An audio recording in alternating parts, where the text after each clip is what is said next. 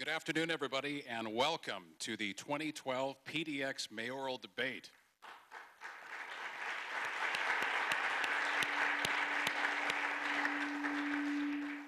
We are broadcasting live on AM 860 and KPAM.com. We're also streamed live in a webcast on coinlocal6.com and portlandtribune.com. And for those of you on social media, we are live tweeting, if you are a follower of us on Twitter, at KPAM 860. We're using a couple of different hashtags for this afternoon's activity: PDX Mayor Debate and PDX Mayor. If you'd like to follow the action on Twitter, we're also on Facebook, facebook.com/AM860 if you'd like to partake that way. My name is Tim Hohl. I am news director and host of First Edition on AM 860. Our panelists this afternoon: Bob Miller, AM 860 talk show host; Mark Garber, editor-in-chief of the Portland Tribune; and Mike Donahue, reporter for Coin Local 6 TV. First, a quick thank to the sponsors that are allowing us to bring you this live 90-minute commercial-free broadcast: the Portland Spirit, McDonald and Weddell Roofing, and Oregon City Coin and Jewelry. Now, briefly, before we get to the action, here are the rules for today's debate. Each candidate will get a 2-minute opening statement, followed by a series of questions from our panelists. Answers to the panelist questions will be no longer than 90 seconds each. Rebuttals from any candidate will also be no longer than 90 seconds each. Each candidate will then be allowed a 2-minute closing statement as we wrap up. So, now to the candidates and the folks you're really here to see.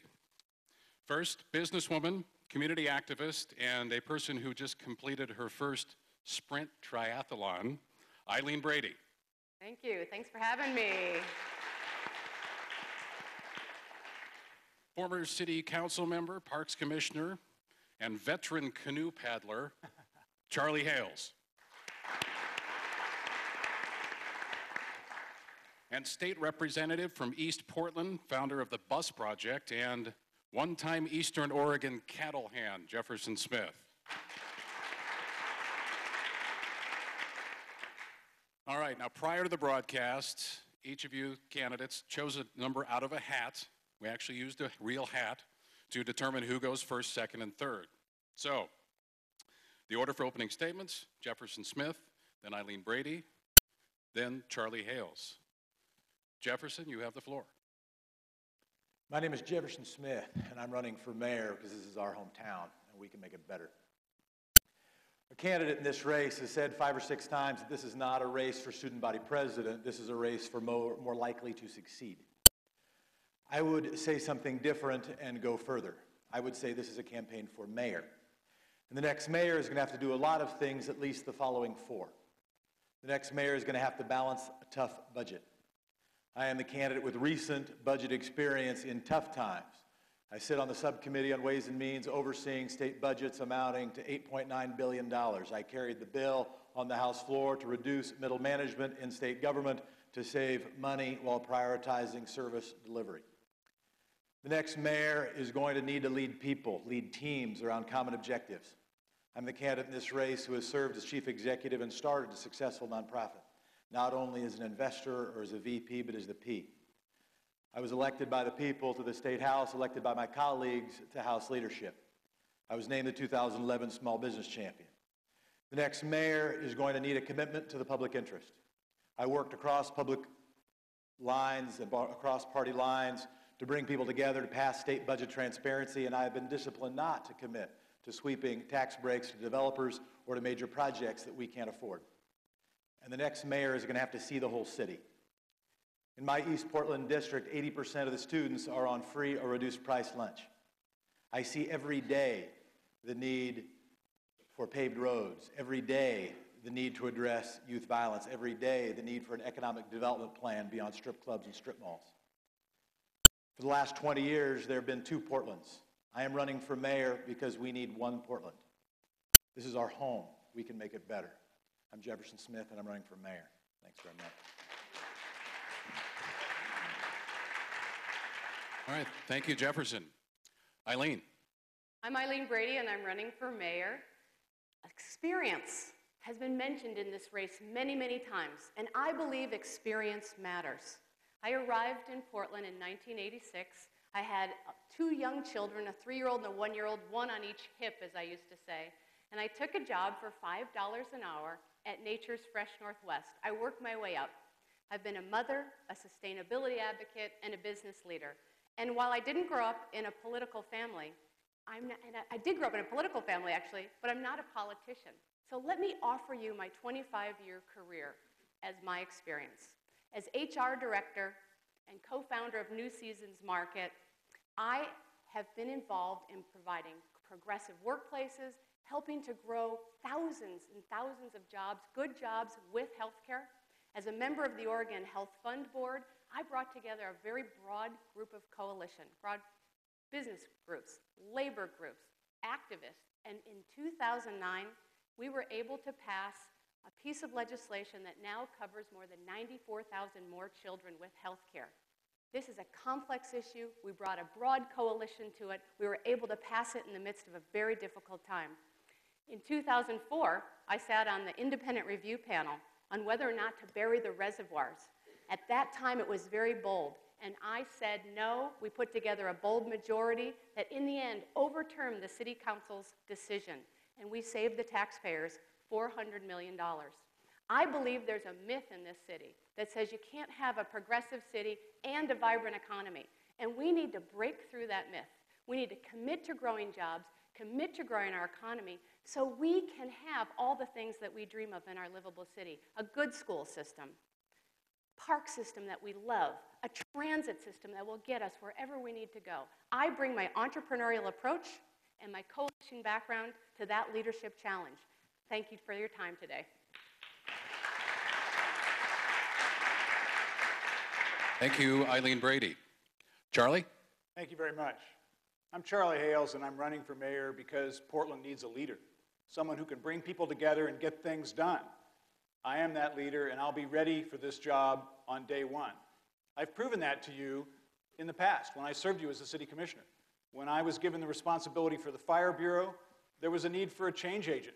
We had a bureau that had 6 African-American men and 3 women out of a workforce of 800. I brought in the change agents, kicked open the door of opportunity, and now there are 168 women and people of color in that bureau, and we're better for it. But there were people that didn't like that. There were people that liked the status quo, and they were invested in the status quo and are now invested in my opponent's campaigns. That will be the same thing with our police bureau. We need a change agent to change our recruitment and our training and how we deploy our police officers in our community. You can count on me to be that change agent. When I was given responsibility for the Parks Bureau, it was in terrible shape. It had been let go for a long time. I put together the first parks bond measure in 50 years. There's some people here in the room that worked hard to get it passed. We built new community centers, fixed up parks all over the city. Once again, I've proven you that ability to bring people together and get things done, and we need that now in the crisis that faces our public schools in the city, a place where I stepped up before and where leadership in this community needs to step up again. Time and again, I've proven to you that I am a leader that can bring people together and get things done, something our city really needs, that will focus on the big things, but also get the basics right. I'll be ready on day one to serve you as Portland's next mayor. I believe in this city. I love this city. I know it has great possibilities. I look forward to serving you well, and I ask for your vote. Thanks for being here today.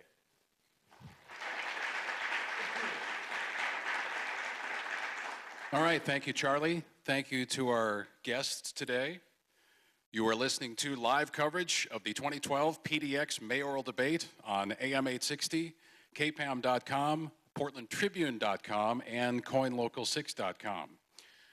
Now on to our panelists. We will start with Bob Miller, longtime morning show host, esteemed coworker of mine, and host of the Bob Miller Show on AM 860. Bob, you have the floor. Thank you, Tim. For Eileen Brady, if you could change the slogan, "Keep Portland Weird," what would you change it to? Well, that's a great way to start off. I have to tell you that I am a fan of bringing back Portland is the city of roses. So for our motto, I want to bring it back. We're the City of Roses. I believe being a little bit weird is not a bad thing.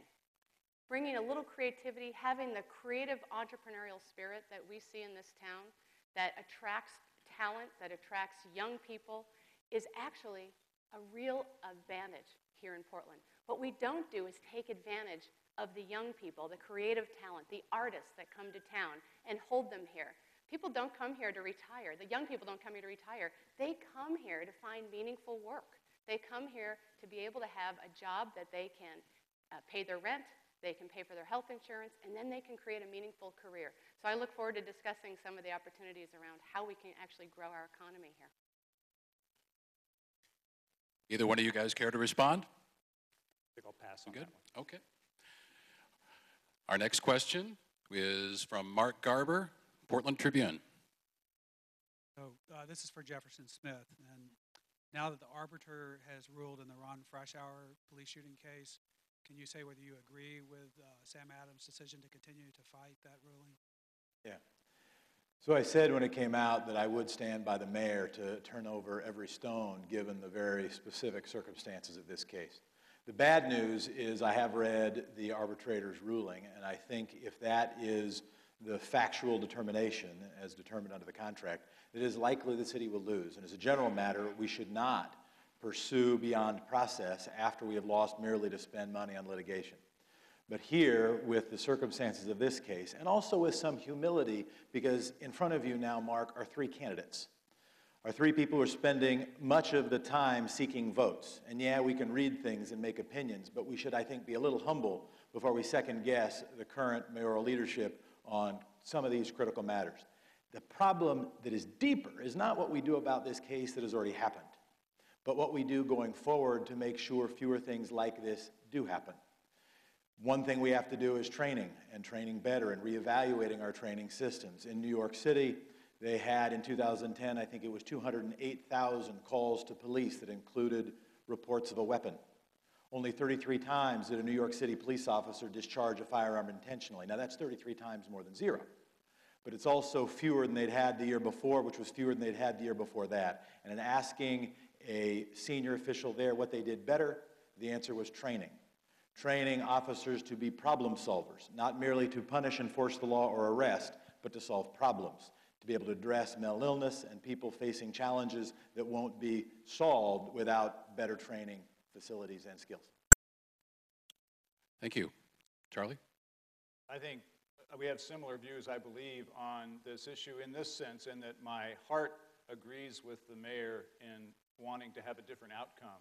But I think we all believe also that the city is likely to lose in this arbitration. And that's why it's important to address this issue on the front end.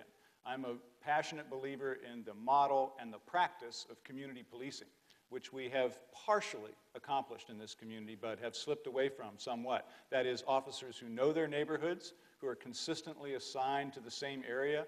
Ideally, officers who live in the city. Only 30% of our police officers today live in the city of Portland. The majority, the very large majority, commutes in from some suburb. It's hard to know your neighborhood. It's hard to not have a collision of strangers if you don't know the community. And then we do need to change our front-end training standards, because that was the issue on which this case turned, that the officers were trained in a certain way. And I believe this will be another case where, because I've actually had the experience of changing a public safety bureau, changing that fire bureau, it's not easy. It's not for amateurs, that I will be able to accomplish this change, because it should not be the case that failure to follow an officer's direction is a criterion for the use of deadly force. I believe that criterion needs to change, that those training procedures and rules need to change, and then we won't have cases like this. Eileen? We need a bold leader, someone who's willing to stand up when you need to stand up.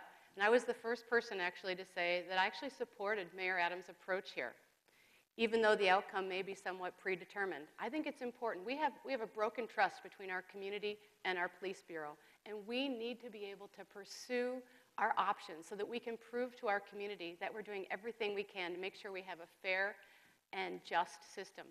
I have said since the beginning, I think I'm the only candidate that has said that we have to have and can have both an accountable and respected police force. My grandfather was actually killed in the line of duty. He was a patrolman in Chicago, and I know what that kind of death and outcome can do to a family for generations, so I don't take it lightly. I just want to add that I have also been very bold about saying we need to maintain our commitment to keeping grand jury testimony public in the cases of officer-involved shooting. And I'm the only candidate that actually has said that we should stick to that precedent. We have to stand up both for our force and for our community. And we need a strong, bold leader to do that. Thank you. Next question, Mike Donahue. Question of order. If another candidate makes a misstatement of fact, should we respond or wait for another question? I would say We can wait for another question. let's wait for the next question. Yeah. Also be on the police bureau if that's what you want to talk about, Jefferson. This is for Charlie, though. Your microphone's not on, Mike. Oh, it's not on? Yeah, I'll just hold it. How's go. that? A little closer. Swallow it, as they say. You mentioned that you want to improve the police bureau. Other mayors, previous mayors, have wanted to do some other area of expertise. They wanted to work with another commission. Mayor Adams wanted to work with transportation, which is one of your areas of expertise, Charlie. So if you are elected mayor, would you, like them, be forced to accept the police bureau as your primary assignment? I wouldn't be forced to accept the police bureau. I want to take that assignment because I think the mayor is the place where people look for leadership on the police bureau. And as I mentioned, there are issues there that I think require the ability to make change in a public safety bureau. Not only am I the only candidate among the three of us who's ever worked in local government, but I have changed the culture of a public safety bureau. And that's not easy. You have to have both the trust and relationship with those people that do this difficult work, and I've been out doing ride-alongs with police officers and firefighters to know their world, and I'll continue doing that as mayor. But there's some difficult changes that have to be made. By the way, another issue about assignment of bureaus, the defect of our form of government, in many people's opinion, is that it tends to be 5 little mayors, lords of their own turf. And I'll do what Mayor Katz did, and that is I'll assign all the bureaus to myself for the first 3 months. And then the city council will prepare a budget with no turf to defend as a board of directors, thinking about the whole city. And then I'll assign the bureaus to my fellow commissioners and myself. You can see the positive reset that that will have. But I certainly will assign the police bureau to myself because I think the buck stops here in the mayor's office for those issues. And there are things that need to be changed and addressed and improved in how the police bureau operates. Either one of you care to respond? Jefferson? Sure. Yeah, I think all things equal, barring exigent circumstances, police bureau goes to the mayor, not only because it is expected among a lot of the population, but also because of some of the challenges that are facing the city and bridging the gap between management and police officers and community expectations. And that's going to be real work. That is some work that I have some comfort with. I served on the Judiciary Committee in the State House and dealt with hundreds of matters facing public safety policy in the state. My dad was district attorney. I've spent the last several years working to reform, to help lead a small coalition in our state to reform practices and laws around human trafficking and working with community leaders to create community-oriented solutions to safety on the MAX line. So I think there are a wide array of challenges facing the city and facing public safety. I think it's pretty likely the next mayor will be front and center in addressing them. Eileen? I've said since the beginning that my 2 priorities as mayor are going to be economic development and public safety. And those are the bureaus that I'll be taking in my portfolio. Not only am I excited about being the commissioner, the police commissioner, but I have even said that the gang issue that we're dealing with right now is escalating. And to that end, I'm going to chair the Gang Violence Task Force. Mayor Katz used to do it because if it matters, you should provide direct leadership for it. So I'll be working intimately with the community members and the force on a variety of public safety related issues. I don't know if we're going to talk more about public safety, but I'll add right now that I'm looking forward to implementing an emerging national best practice which is adding a mental health unit to our police force so that every crisis call that comes to us, we'll be able to have a coordinated system and decide whether it really is a public safety call, a domestic violence call, or requires a mental health response. And I would be surprised if the Department of Justice, the U.S. Department of Justice report does not recommend that as well. So yes, Police Bureau in my portfolio, looking forward to chairing the Gang Violence Task Force and implementing the mental health unit. Thank you. Our next question from Bob Miller. For Jefferson, and all three of you now have talked about the fact that you want to be the police commissioner, and we do have a gang task force. But since the first of the year, with a gang task force in place, there have been 38 gang-related shootings. What, as mayor/police commissioner, would you do to abate that? Yeah, there's got to be a lot of things. First, we've got to recognize that the gang challenges facing our city are different than they were in the 1990s. When I was at Grant High School, the Crip Blood, Jefferson Grant conflict raged for more than a year. And now the gang activity we have includes Asian gangs, includes Eastern European, includes Latino. It is not all English as first language. It is not all monotheistic. So we need to, in our gang services, make sure we are broadening the breadth of cultural understanding, broadening our reach of language, broadening the inclusion of the people who are working within it. Second, we need to start early. Once somebody's joined a gang, I'm not prepared to say it's too late, but it's later than it ought to be. We need to do what we can. What we are proposing as part of that is what we're calling Portland Summers, which includes youth employment. In Boston, they're doing 10,000 summer jobs. Here, through Work Systems, Inc., Portland is doing about 100 to 300. We can do way better in giving young people opportunities for meaningful lives outside of youth violence and gang activity.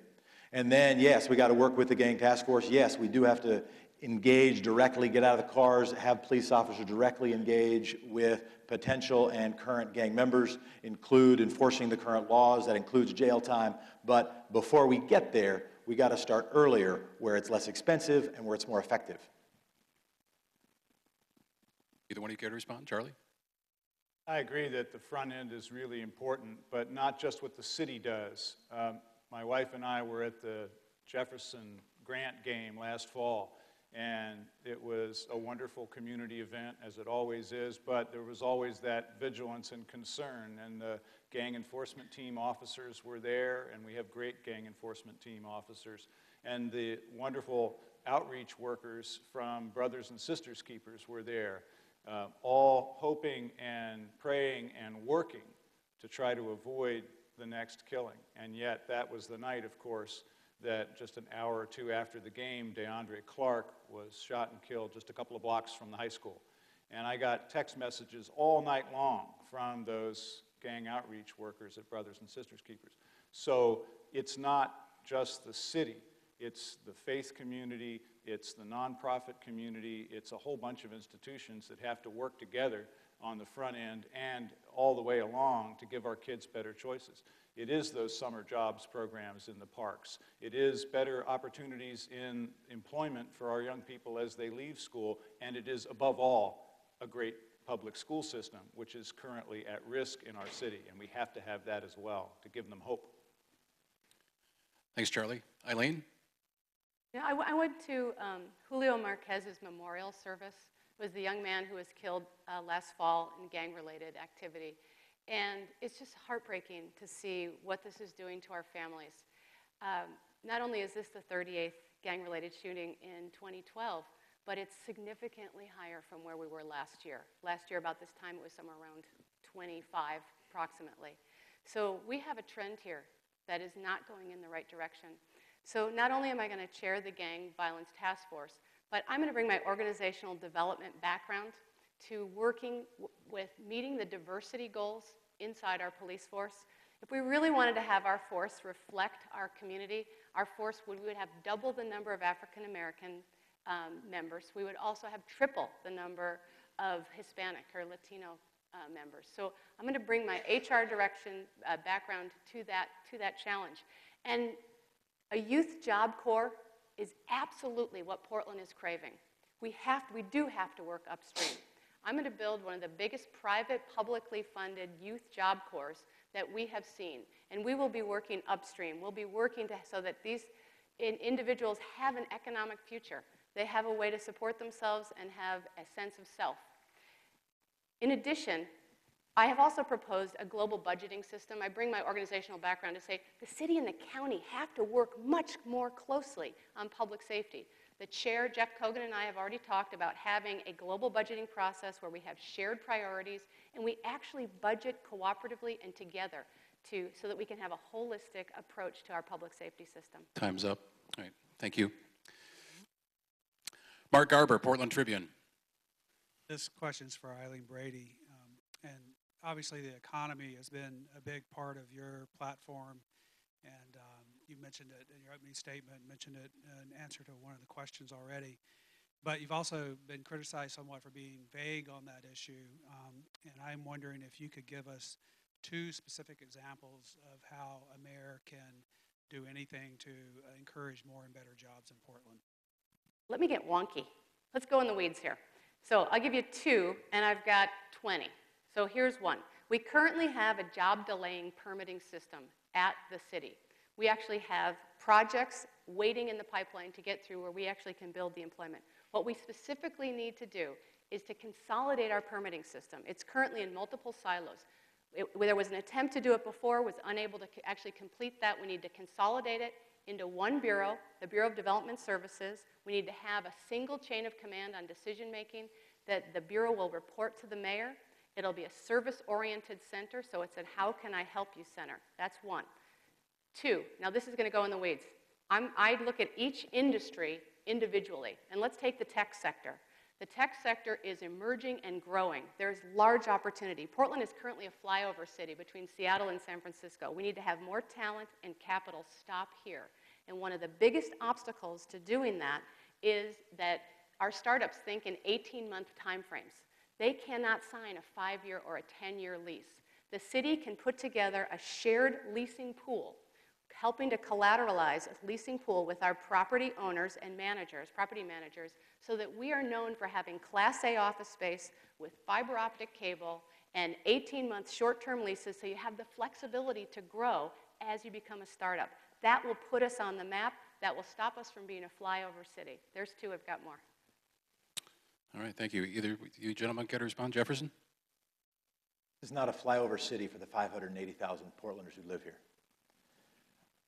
I think we have to be rethinking some of our frame around economic development, where so much of our conversation is about what tax breaks we can offer, what we can give to developers so that they might develop without paying the charges they're supposed to pay for parks, streets, and sidewalks, in the hopes they'll do something.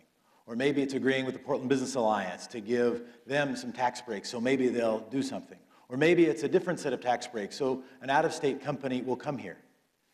And maybe that's with respect to campaign contributions that happen, or maybe it's not. But setting that aside, we have a failed idea too often. There is a failed idea in the political conversation that the best way that we will build our economy is through tax breaks and boondoggles, projects we can't afford, or giving away tax giveaways to people at the upper end of the income scale while everybody else's fees get increased and everybody else's services get cut. We need an economic development plan that is homegrown focused, that is not merely focusing on what we can attract or even focusing on high income earners, but is middle class focused. That yes, I absolutely agree that is related to startups, but not only those that will grow fast, but also those that might grow slow, making sure we are first and foremost taking care of the basics so that this is a fantastic place to live, because that will be the best place that a mayor can play to make our economy strong. Charlie? I think there are 3 things that the city should do to grow the economy. Do our job, make better connections, and then support the people that are growing those jobs. And let me talk about all 3. First, do our job right. The city's job is basic municipal services. Are we repaving the streets? Not at the moment. In fact, we're only proposing this year, the city is only proposing to repave a 5th of the number of street miles that were getting repaved every year when I was in charge of transportation, even though we had half the budget. The city's going backwards in street repaving right now. We're letting the streets fall apart. The second thing we should do is look at our costs. Look at the costs of water and sewer. That's a big cost of doing business, and it's a big cost for homeowners all over the city. And let's make sure we're spending water and sewer money on water and sewer. Another problem the current city council is having, and they're getting sued over it. So do our job. Make connections. Organizations like the Portland Workforce Alliance that connect the kids in our schools to community colleges and universities and work. And then third, be a promoter and a marketer, but not sell out with tax breaks. One of my first phone calls, if I'm elected, will be to Tim Boyle at Columbia Sportswear, who almost bought a building and then had it purchased by Multnomah County, left town mad. I'm going to call him and say, what's it going to take to get you back to your hometown? Let's find a place for you to come back to Portland and grow and support those industries that do want to grow here, large and small. Thanks, Charlie.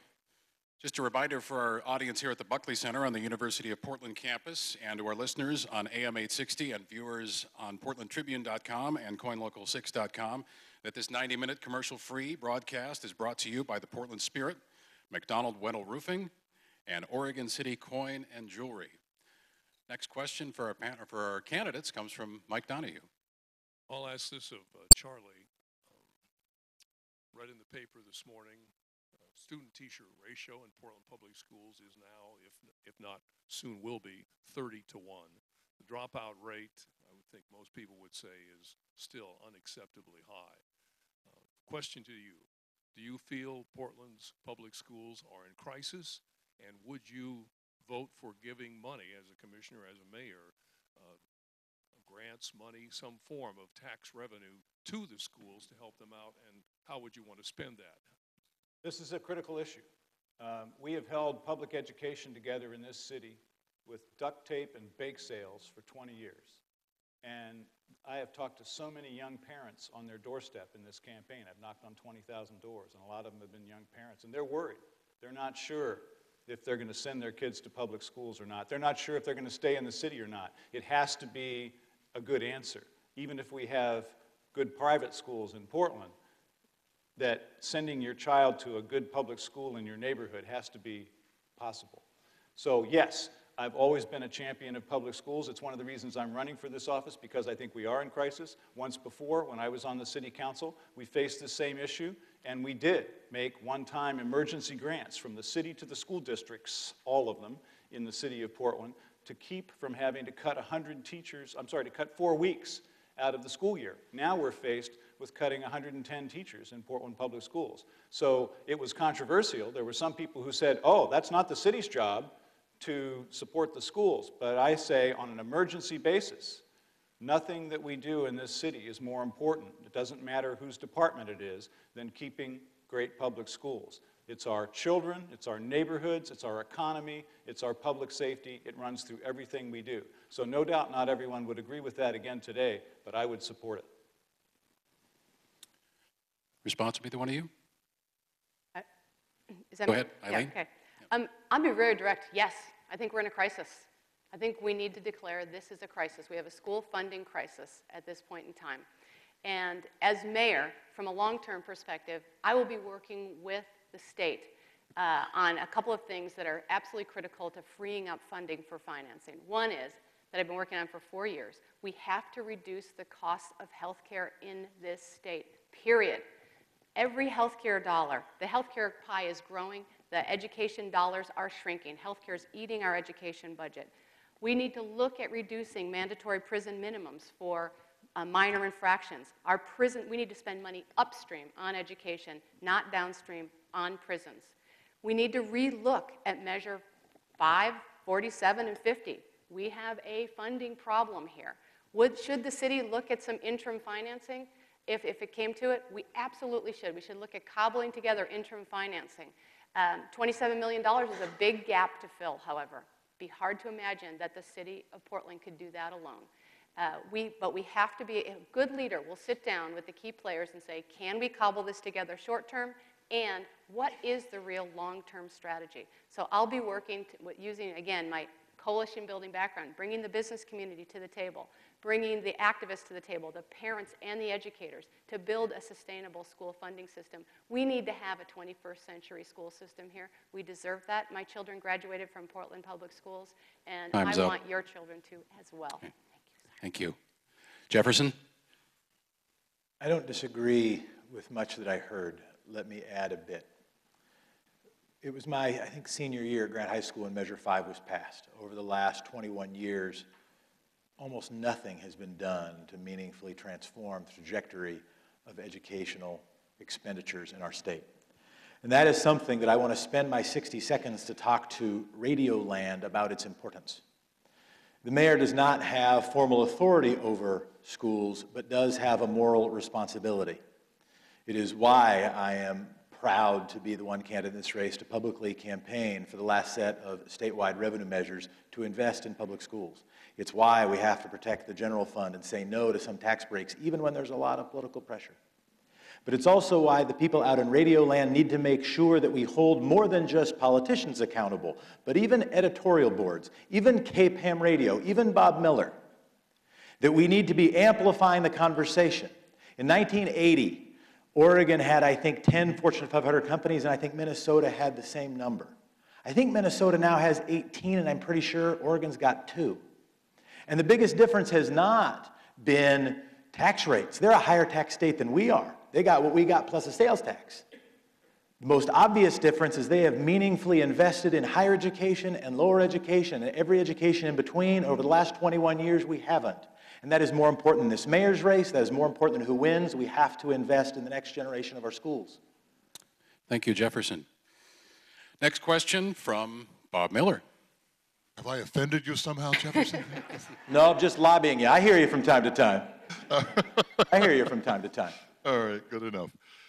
For Eileen, how many of the items instituted by the Adams administration, signing for spray paint, Sudafed, bioswales, the composting program, how much of that would you maintain and what might you drop? Well, there's any number of things that have been started. I would say one of the things I'm pleased with what Mayor Adams has brought to the table is he really has focused on the creative economy. He's focused on building the arts culture. He's focused on building out neighborhoods, the Neighborhood Prosperity Initiative that's helped to build main streets that have developed the famous coffee culture and historic nature of some of our districts. So I'm very excited about that. I would maintain that. I would push that further forward. The significant difference between Mayor Adams and myself is that I'm very outcomes oriented. I am going to focus on a few key priorities. They're going to be mostly economic development related, job development related, so that we can build the robustness of our general fund.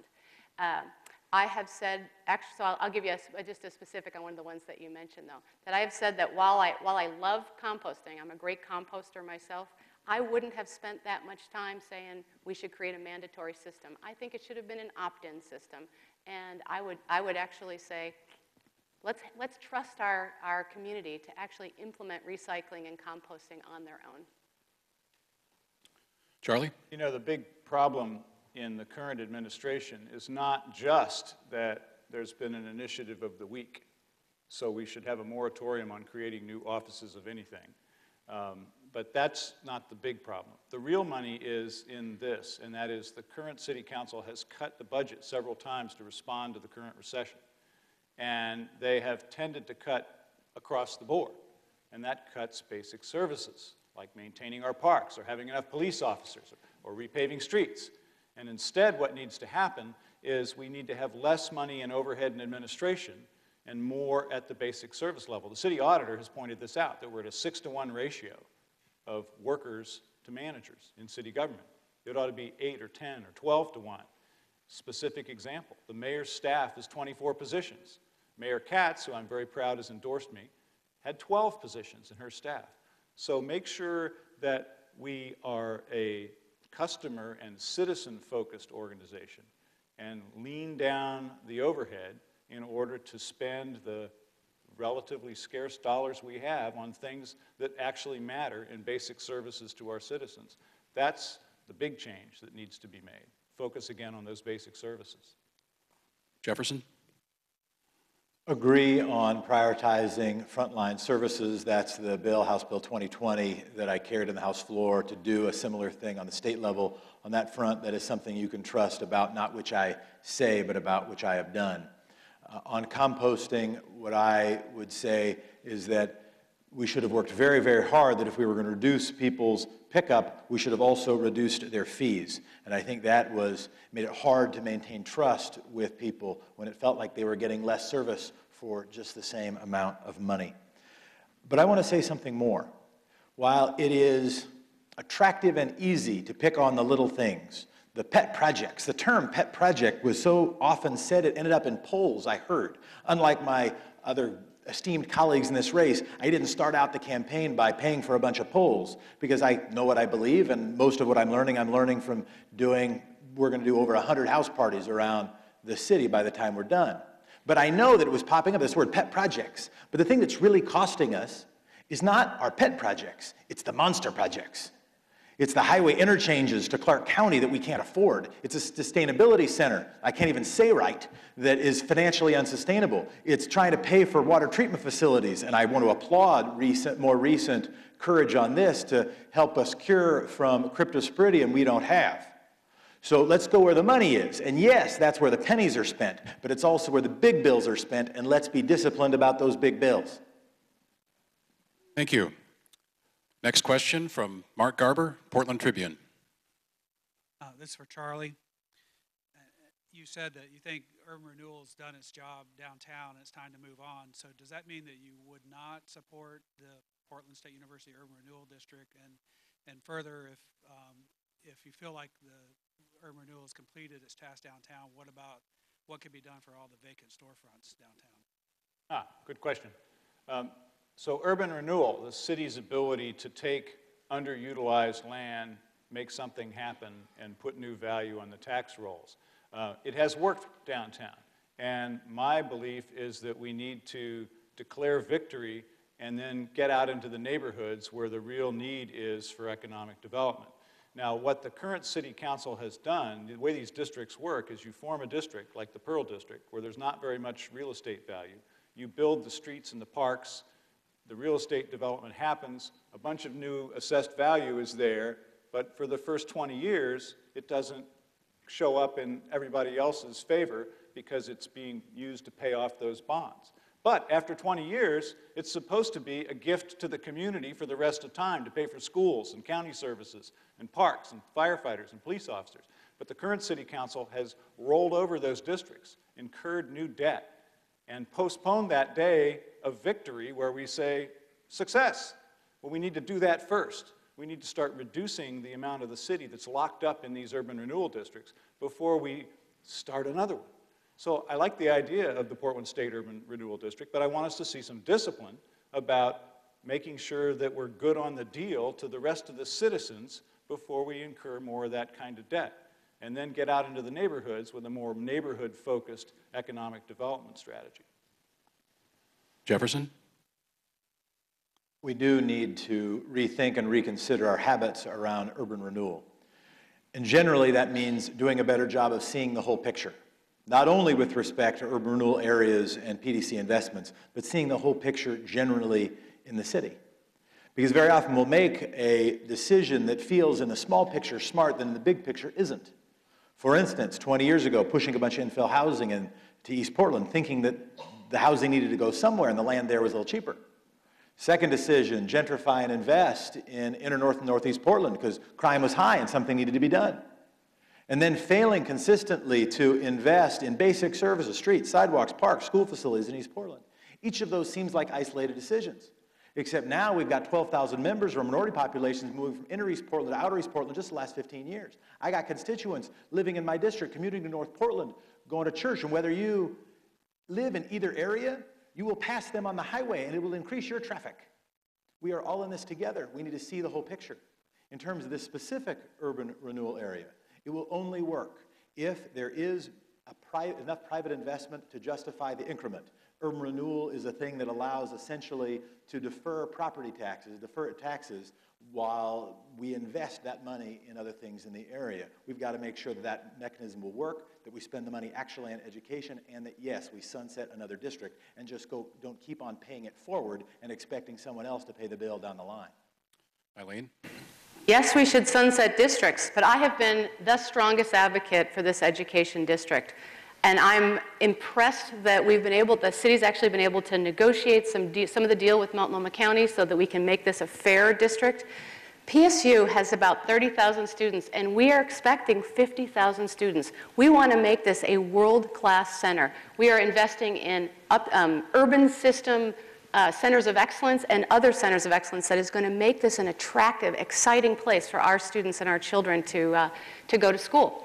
We have 10 acres of surface parking lot that can be built, can be part of the increment that Jefferson's talking about.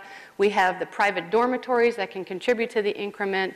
We absolutely should pursue this. This is part of what I'm talking about. We have to make an investment in our education system and in our economic system so we can grow our talent and our job base.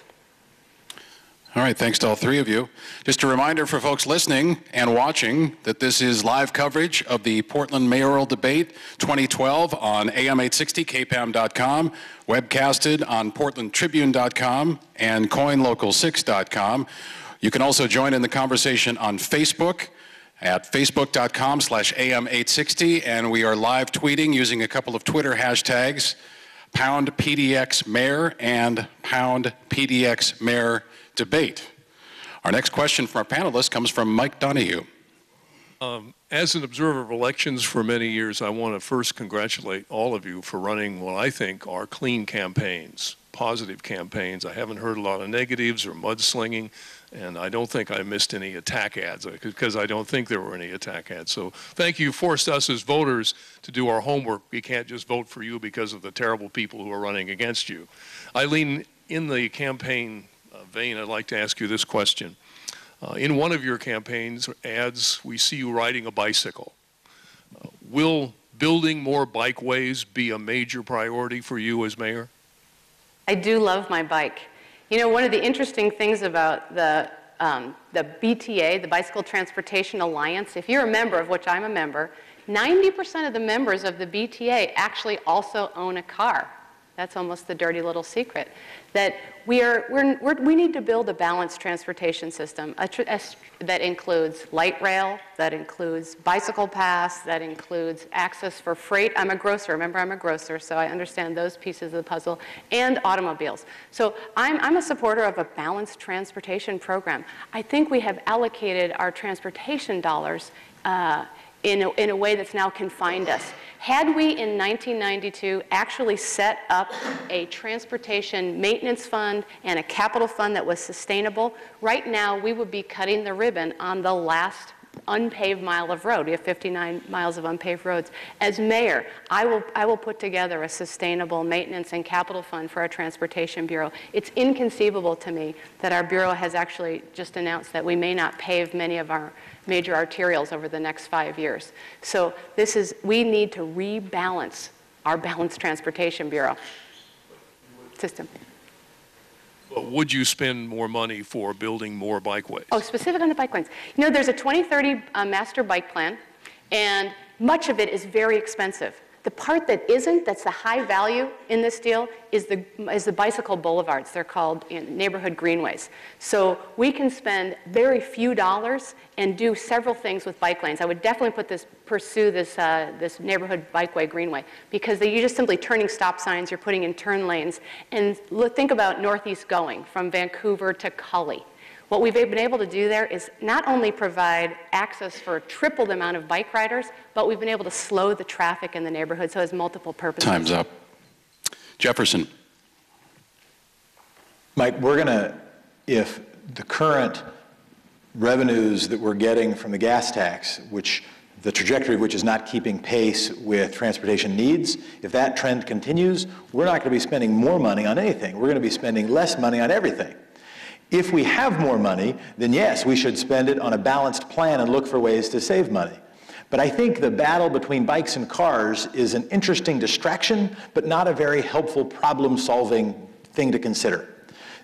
Bike lanes, let me stand. I do not ride my bike. You probably won't see me ride one in an ad. I know how. It's not that I haven't learned. I know how to do it. I just don't do it as often as I would like. But I don't think bikes are our problem. The entire bike network in Portland is I think, $60 million. That is just slightly more than 1/3 of what has been spent just on lobbying, consulting, and planning on the Columbia River Crossing project. So we should have a sense of perspective. But getting beyond sort of the bike versus cars thing, the idea I want in the thoughts of people around Portland is that we need a senior-friendly transportation system. One of the reasons that gas tax revenues are not keeping pace is because baby boomers are retiring and graduating and driving less, and that's a trend that's going to continue for a while. And that won't be merely driving more or riding a bike more. That's going to mean lots of things, including safe places to walk, safe places to sit, safe places to hide under the rain, good lighting, buses that you can get onto without a high vertical leap. We've got to make sure that we have a transportation system that works for everybody, works for people from age 8 to 80, and that, I hope, is how we'll focus our energy in the mayor's office. Charlie?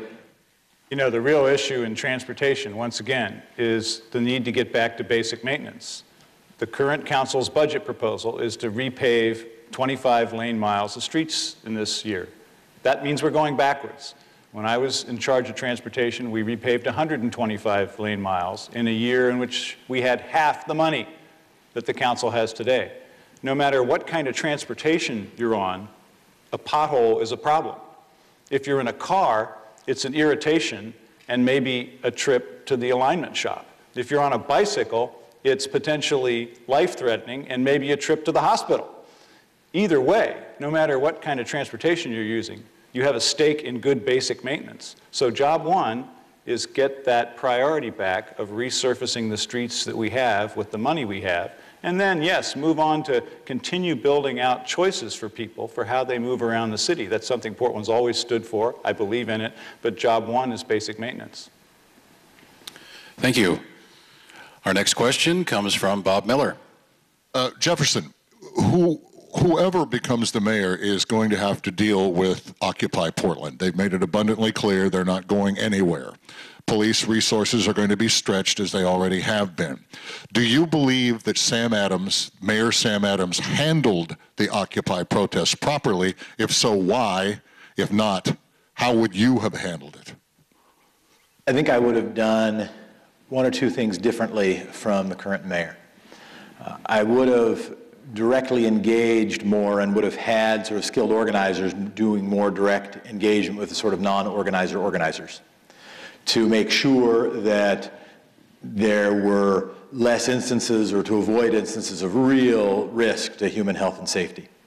And also work to pivot that energy to something positive and sustainable, whether it was a plan to move a meaningful portion of our public deposits out of national banks into local banks and credit unions, which do more lending to punch above their weight in terms of lending to homegrown small businesses, and try to pivot some of that energy. I wouldn't have taken a trip to Asia had I known or planned or expected that I might be working to oust them in 5 weeks. If I thought they were going to be there for a year, maybe I'd go about my calendar. But if I'm going after them in 5 weeks, then I would stay there and keep a watchful eye. I did not call, and I think it would have been an enormous mistake, to authorize forcible removal of people in those encampments within the first week. An enormous mistake. We saw what happened in Oakland when that happened. Had we set an arbitrary timeline of, let's say, a week, we wouldn't have had several people linking arms for several hours. We would have had electronic hordes from around the country linking arms for several days. And the odds that we would have avoided anything less than the level of challenge we faced would be low. So I think what we've got to do is work to pivot that energy as best we can to positive and safe activity. And my time is up. Eileen? You know, Wall Street hit Main Street really hard, and I have a lot of compassion and empathy for the impetus behind the Occupy movement. And I think we have to take it very seriously. And what I've said since the day after the Occupy folks originally moved into the parks was that, first of all, I'm an old civil disobedience activist from way back when. In fact, I've been trained by the Berrigan brothers and have spent 15 days in jail for anti-nuclear protests many years ago. So I honor civil disobedience. But what you know about civil disobedience is that it is, you want to make a point, you're going to break a law to do it. In this case, it was anti-camping, and there's consequences for that you engage in. And I would have met with the protesters the day after they actually occupied the parks and said, let's figure out how do we transition this. We need to set a deadline. It would have been within a week, and I'm going to help make this a peaceful transition so that you can get your point made. And I've said that since the day after the parks were cleared. The day after the parks were were occupied. But I want to just say that I have had such a wonderful time building relationships with some of the Occupy protesters since then. They're very motivated, individuals who are very organized around the environment, particularly around air quality and the overall concerns about emissions. And I'm actually looking forward to working with the Occupy folks. They have an office, and I think we can really welcome some of the ideas that they're putting forth. Thank you. Charlie?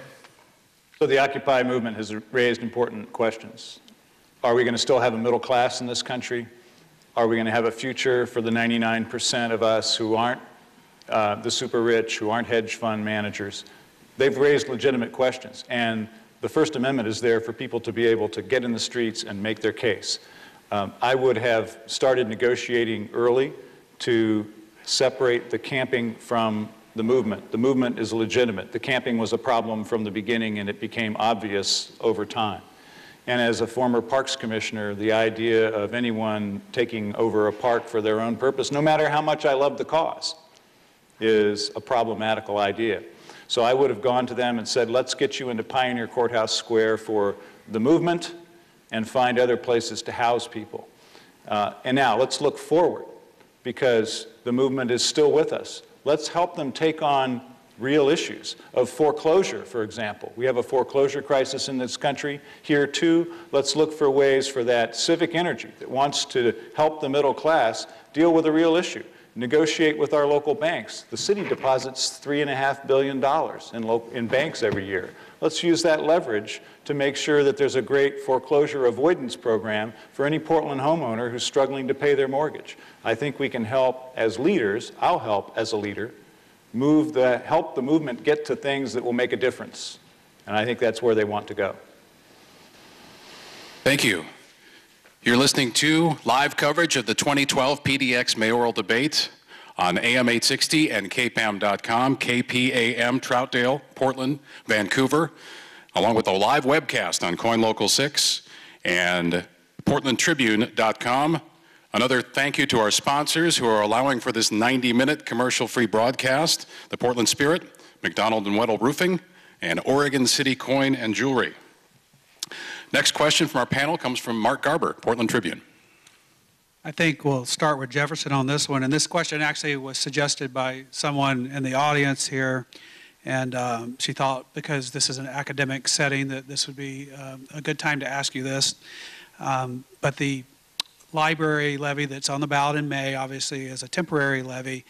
And she was wondering what your positions are in terms of the permanent library district that would be on the ballot in November, and keeping in mind that there's that it would cost the city money if that permanent district is passed. I will support nearly everything that we can do to preserve and strengthen our library system. As a representative of the city, as a leader of a city, and working with the county, what I would try to do is figure out how, if, for instance, it's going to save the city money, how it can cost the city money. How can we work together around some common objectives? We already know, for instance, that we need to be transitioning libraries from being dens of books in an information age to centers of energy and maybe education. One of our core initiatives on our campaign is what we're calling Portland Summers, to set an objective in this city to have one of the most robust set of summer enrichment programs of any major city in the country. That needs to and could include county libraries.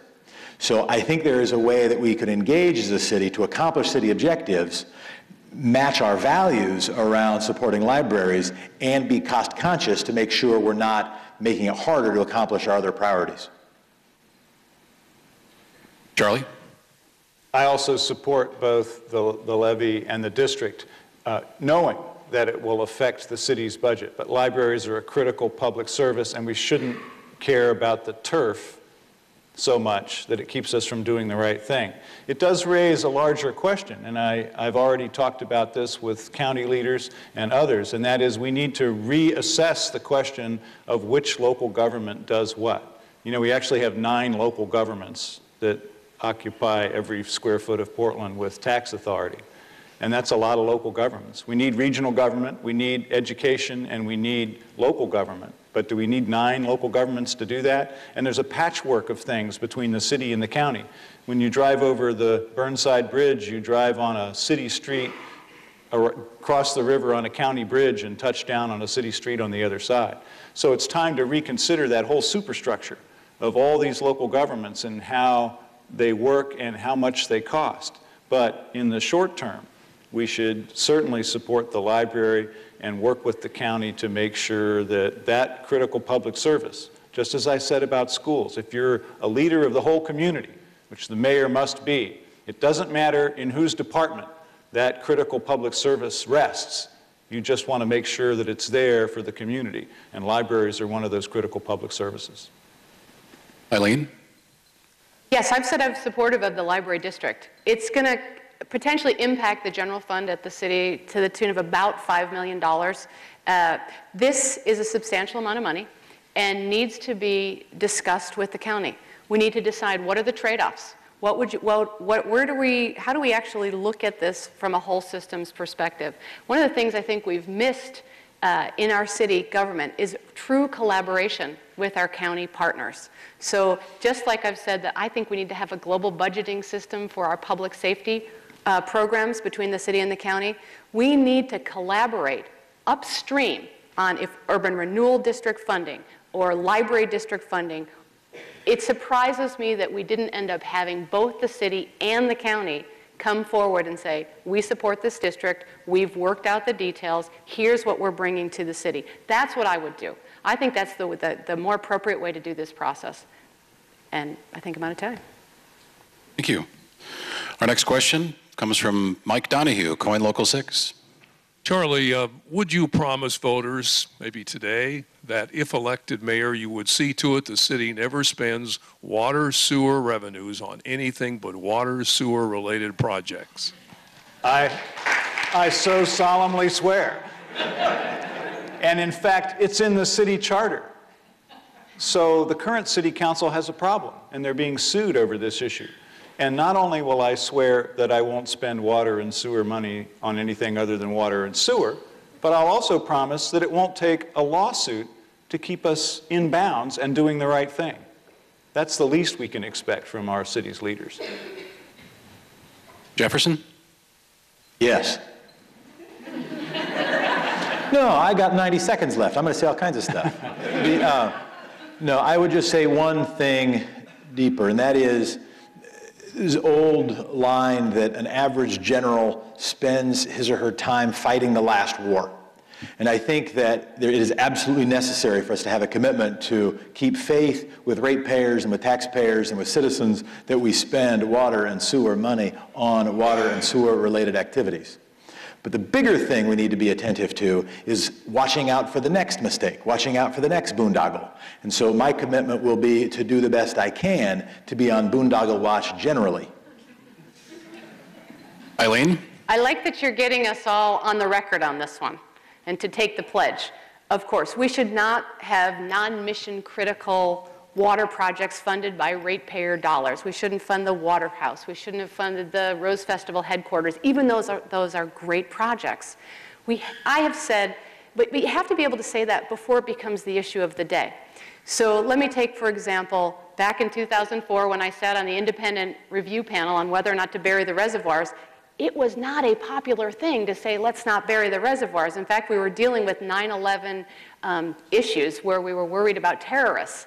And we put together a bold majority that said, you know what? We should not bury these reservoirs. We should be careful with ratepayer dollars. We shouldn't spend $400 million to bury the reservoirs. We said it back in 2004, and I still say it today. I've been following Water Bureau ratepayer politics for a long time now. The other thing I would just add is, as mayor, I plan to reconvene the Charter Review Commission. And one of the issues that I want them to take up beyond housekeeping issues, they need to get into some meaty issues, is this issue of whether or not we should have a utility review commission. All right, thank you. Next question comes from AM 860's Bob Miller. Charlie, do you support the Columbia River crossing, and would you toll it if you do? Yeah, we've all talked about this project a lot. We need a bridge that makes sense. The current project is not that.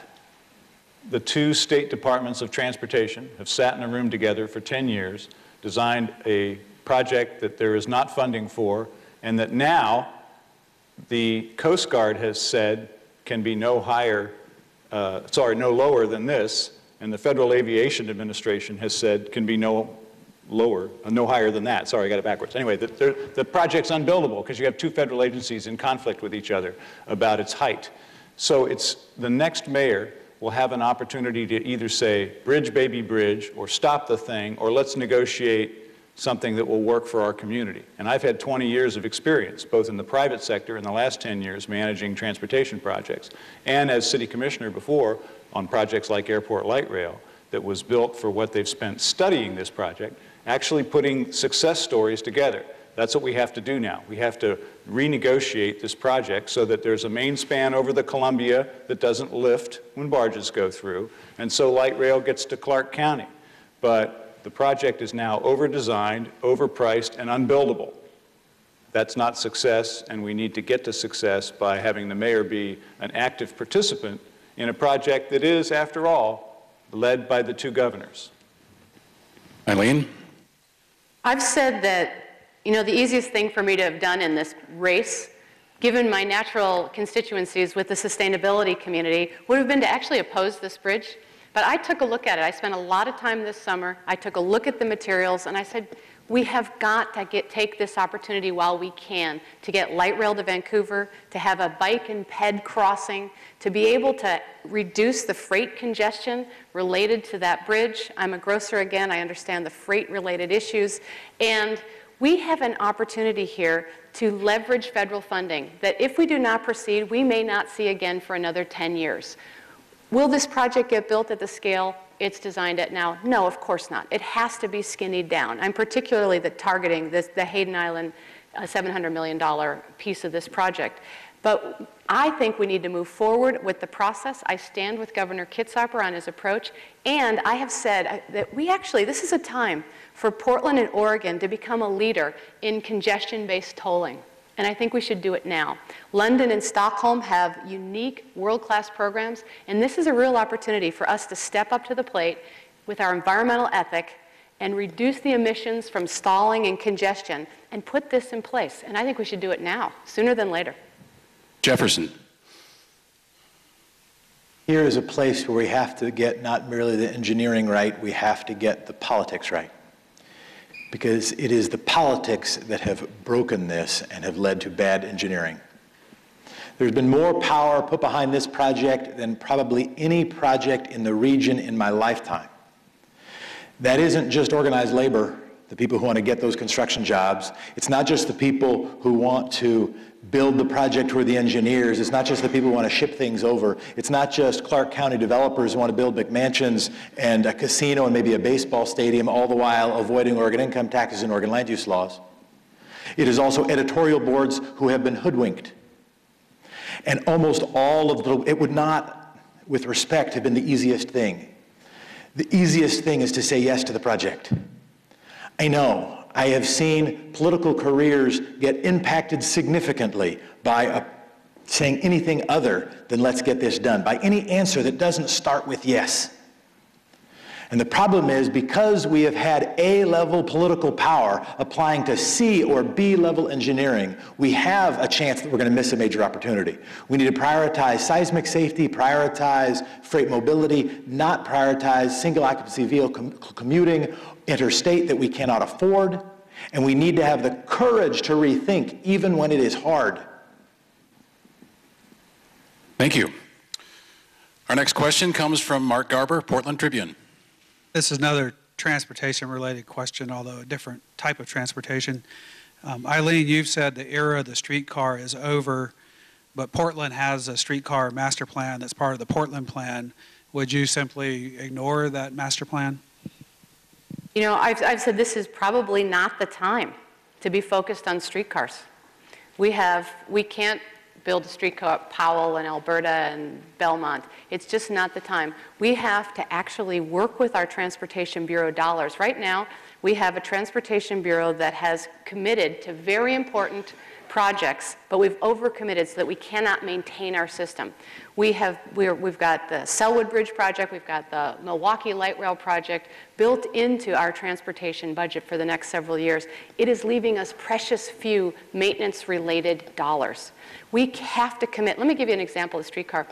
Right now, we have found enough dollars to bring the streetcar over to the east side in downtown Portland, on the central side of the river. And we did not plan. We planned for how to build it, but we did not plan on how to maintain it. There's a bill coming due annually of about $1.3 million, and we did not plan that into our budget. As mayor, I will not build more shiny new projects without a way to maintain them. I'll add to this. We actually, even from a bicycle infrastructure project, we've done this to ourselves. So we have these sharrows that are the arrows that are in the streets. We actually did not even plan in a maintenance program for how to maintain those. So we have to have a focus first on maintenance, and then secondly on building out new projects. Charlie. I've had a little bit to do with building the transit system that we have here in this city, and it's made us such a better place to live. We have so many more choices than we had before we had light rail to the airport and Interstate Avenue light rail.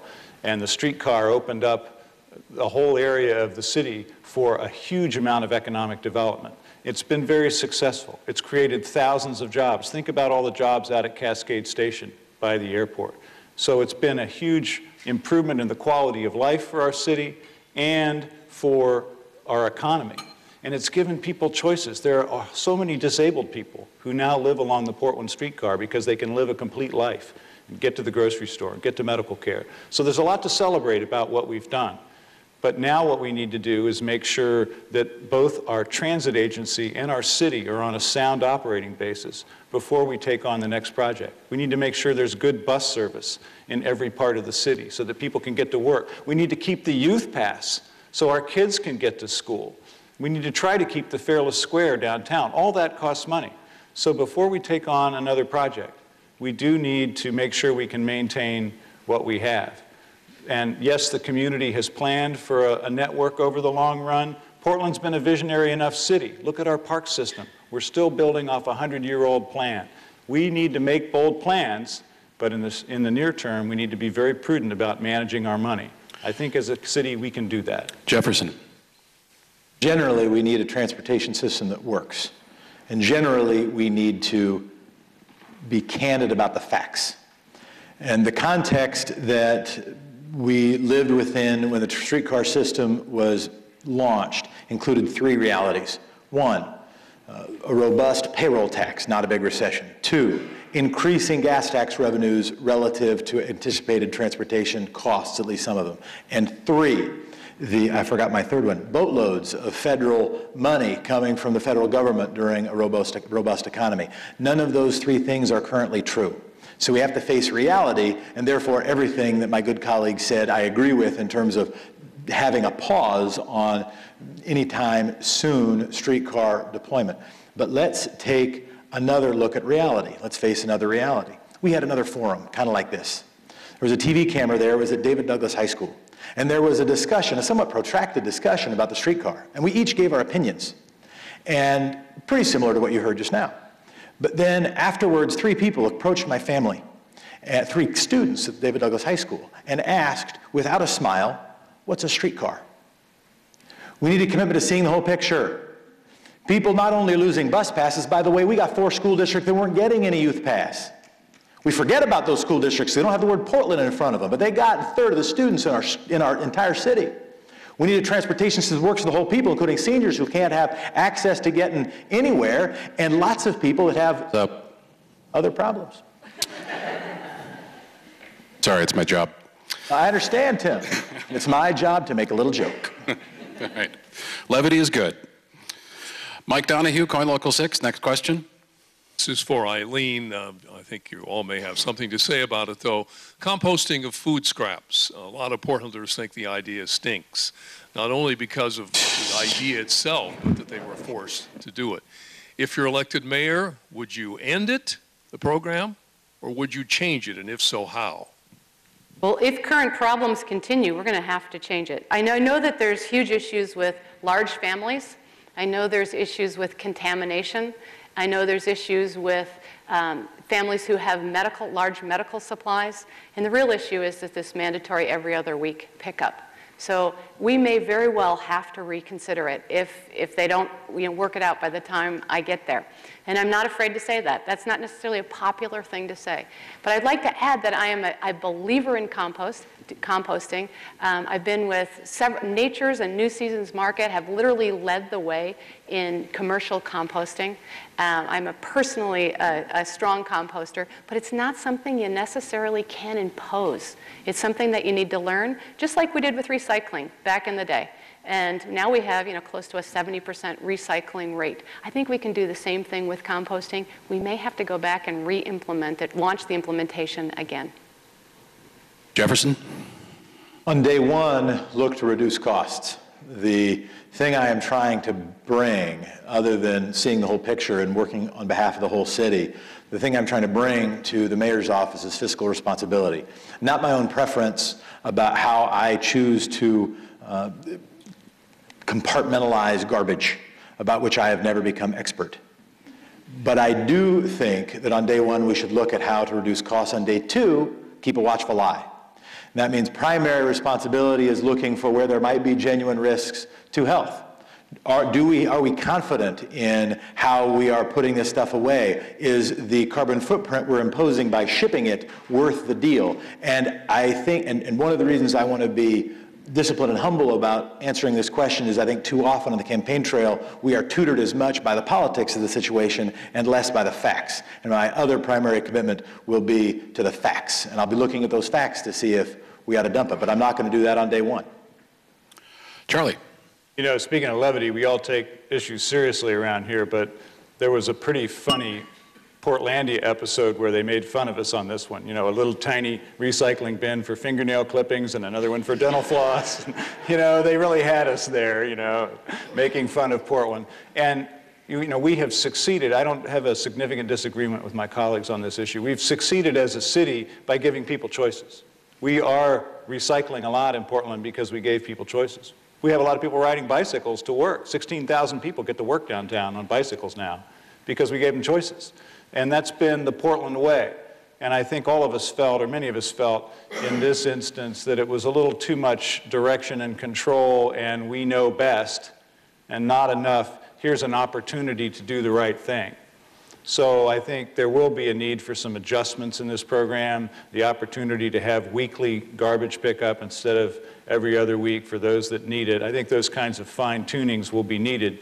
And then in the future, let's make these kinds of things a consensual act rather than an imposition from City Hall. Thank you. This is live coverage of the 2012 PDX mayoral debate on AM 860, KPAM.com, PortlandTribune.com, and CoinLocal6.com. Our next question from AM 860's Bob Miller. Charlie, to the rest of the country, Portlandia is a comedy. To us, it's a documentary. Eileen, which former Portland mayor do you most admire and why? Well, I have to say Bud Clark. Bud Clark was an entrepreneur. Bud Clark was able to bring together a broad constituency. Bud Clark, as an entrepreneur who have been involved in startups and creating new things, I know that if you bring creativity, if you bring talent together, if you bring energy to something, you can actually change the way things work. You know how they say that pessimists are usually right, but optimists change the world? I think Bud, from his entrepreneurial perspective, is very optimistic and said, you know what, I can get in there and do a few things. I can help build that convention center, for instance, and move on. And I just admire him for that. Plus, expose yourself to art. How can you ever forget that? Charlie. Oh, I think we've had a number of good mayors and some others who just had vague hopes and aspirations and then didn't accomplish very much. My favorite mayor is the one that I got to serve with and who I'm very proud has endorsed me, and that's Vera Katz. Didn't agree with her on everything by any stretch, but she led the city well. She cared so much. She still does.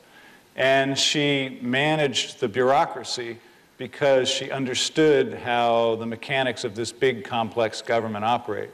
And one of the reasons that 4 newspapers have endorsed me in this election is that they've said the same thing.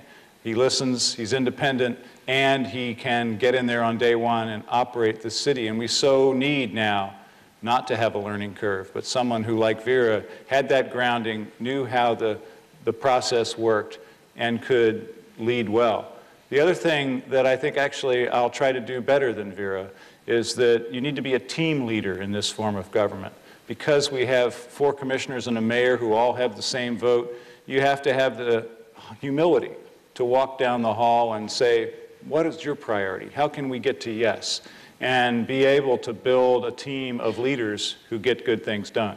So there were times when I chafed under her leadership because I was one of those other 4, but I saw her lead our city so well, care so much, make a big difference. Jefferson. I tend, when I think about role models, not to pick a single one, but try to draw lessons from multiple people. I would say that from Vera Katz, we can draw lessons of being very gifted at politics and having some judgment about budgets. I would not take that whole hog. It was largely under the Katz administration that caused, with participation and leadership of the city council of that era, many of the biggest problems we're facing now, certainly most of the problems facing east of Mount Tabor. And I am not prepared for somebody to be ready on day one to relive those problems. We right now have a handpicked successor in the mayor's office of Vera Katz. I am not prepared for another handpicked successor of that mayor, however gifted she was. I think from Tom Potter, we can take lessons of deep commitment to the public interest. From Bud Clark, lessons of an understanding of the spirit of this city, an understanding that inspiring the city is a big part of the job of being mayor. From Sam Adams, who is much maligned and who I've had pretty public disagreements with, a deep understanding and a broad understanding of at least what the city is facing. And he understands that better than most people who live in the city. So I hope we can take lessons from different mayors and implement the best of those things.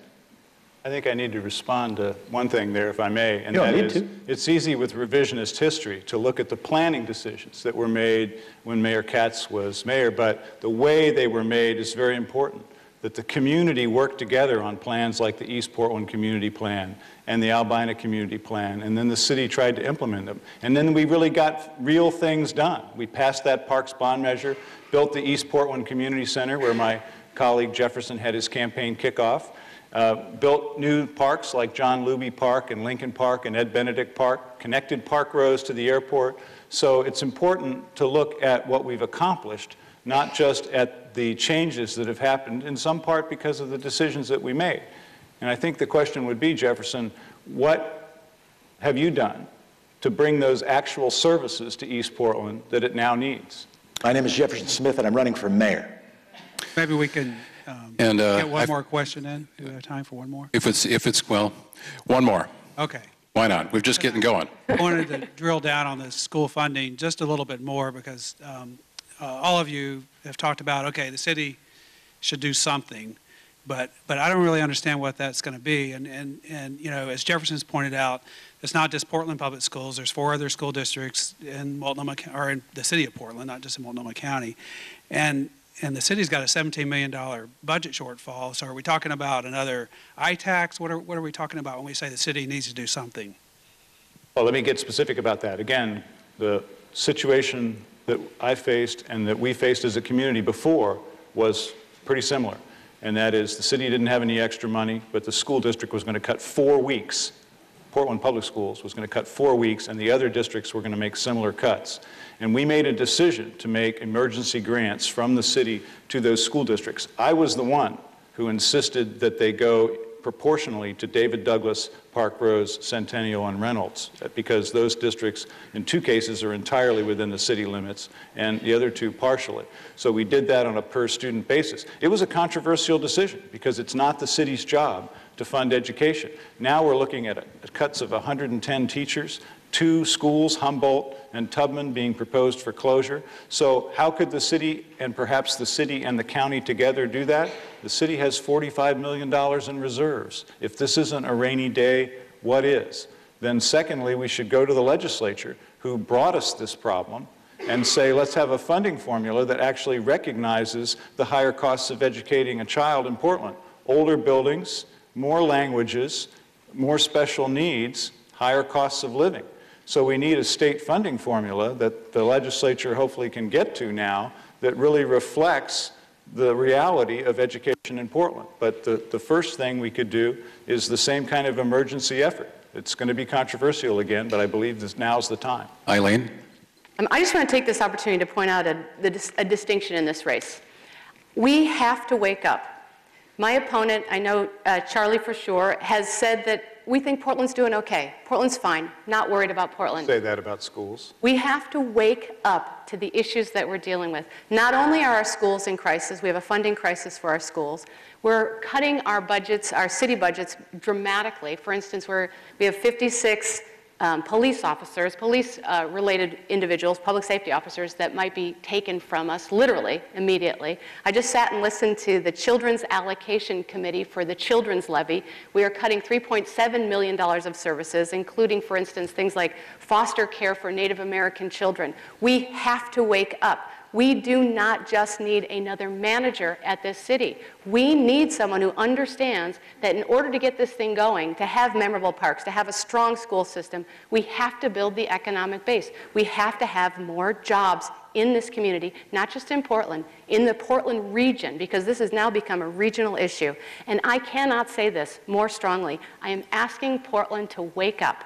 We have a great future, but we have to build the economic engine. We can't just sit by and wish for better parks. We can't wish for more teachers. We have to have a long-term economic strategy to get us forward.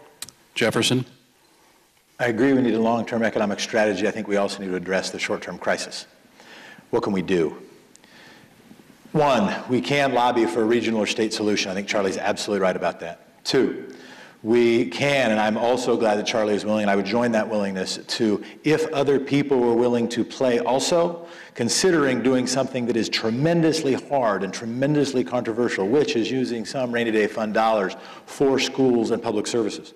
Before we do that, I think we should do something else, though, and that is making sure we're doing what we need to do on the basics that are around schools. It impacts school budgets if we don't keep the areas around schools safe. It impacts school budgets if we don't maintain the lighting and maintain the parks that are near schools. It impacts school budgets if we don't address the transportation needs that are within the influence and even control of the city. So first, we got to do our job. But because we have such a moral responsibility on this, if we, by saying we're willing to pitch in this little bit, we can get some members of the business community to say, we'll pitch in this little bit. And we get some people in the county to say, we'll pitch in this little bit. We've got to be willing to be that magic soup stone. And I agree that we have to wake up, and not only for the long term, but for right now. Well, like I said, I feel like we're just getting started, but we actually have come to the time for closing statements. And just like with the opening statements at the preceding the actual broadcast, the candidates drew a number out of a hat. And Charlie, you get to go first. You have 2 minutes. Great. Well, thank you for being here, and thank you for our sponsors and our audience for coming together to have a civil dialogue about the city that we all love, and to my opponents as well. This is a great opportunity for Portland to choose the next mayor, and my opponents bring strong resumes to the question of who should be that mayor. One of them from the public sector and one from the private sector. If we were going to decide this on resumes alone, I should win it outright because I bring a strong resume from both the public and private sector. But this is a question about leadership, not just about resumes. And I have that team leadership ability that our city needs. I've demonstrated it to you before when we work together to fix our parks and we work together to build our neighborhoods. You know, there have been 4 newspapers who've endorsed in this race, 5 actually. 4 of them have endorsed me, and they said that this guy listens, he's independent, and he can get in there and get things done in our city government. Now, those are strengths, and I'm proud of them, but I'll have to admit that I'm probably not the most charismatic candidate. But I love this city, and I know how to fix things, and my passion for Portland is shown by results. I believe that we need to take on the big things, but that first we need to get the basics right. Basics like our water and sewer rates and how we spend your money when you pay your water bill. Basics like maintaining the city's streets. I think we can do that, and I think that Portland is poised for greatness, poised to be the city that we all hope for. I'm ready to lead on day one. I have no learning curve. I'm Charlie Hales, and I ask for your vote. Thank you.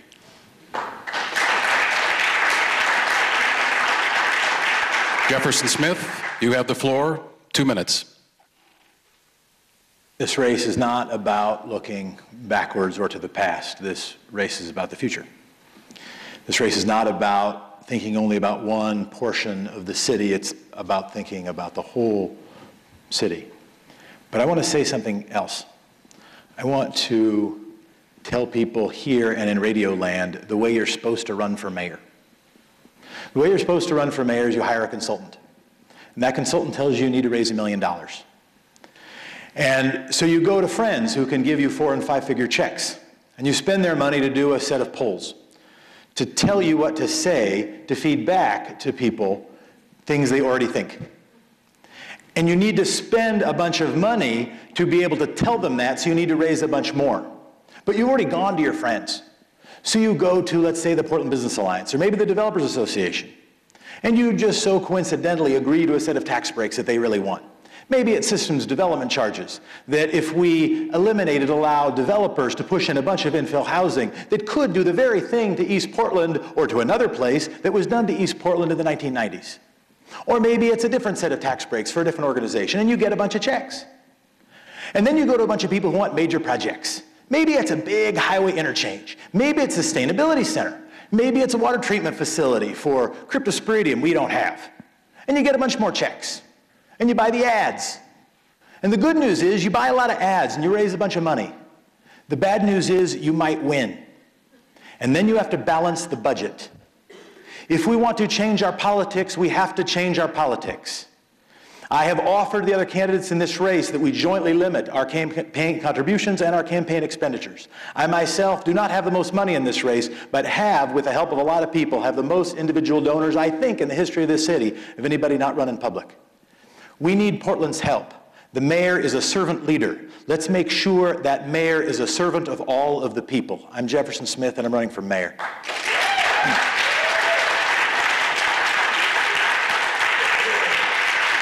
Thank you, Jefferson.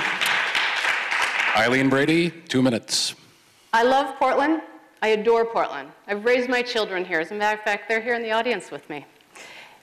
But the reality is, it is a great place to live, but a tough place to find a job or make a living. We have to, like I just said, we have to wake up. If you're a parent like me, you've worried that your children may not be able to stay here.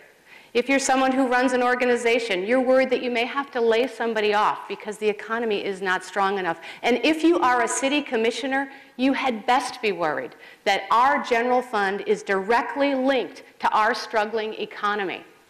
We do not, as my opponent Charlie Hales says, have to have a city that is just focused on municipal services. Yes, it should be focused on municipal services, but it has to be focused on building the underlying strength so that we continue to pay for those municipal services. And as my opponent Jefferson just said, I'm not sure exactly what he meant by the coalition of people and the promises he's had to make, but I have not made any promises other than the same one that I make to you today to every single endorser, and that is that I will build a strong job base for the city of Portland. I will focus on developing our economy, and I have put together this incredible broad-based coalition, which I've done my entire life, and I've done it for this campaign. Business Alliance members, the most number of unions in this race, the top environmental leaders have endorsed me. Jackie Dingfelder, Jules Bailey, Bill Bradbury. We have, and then I have the Tribune, and I thank the Tribune very much for endorsing me. And what they said was, Brady has risen to the top of a 22-candidate field because she understands the necessity for a more vibrant economy in Portland to support this city's celebrated quality of life. Brady's professional and volunteer experiences support her argument that she can bring the right mix of skills to the job. I look forward to being your mayor. Thank you so much for having me.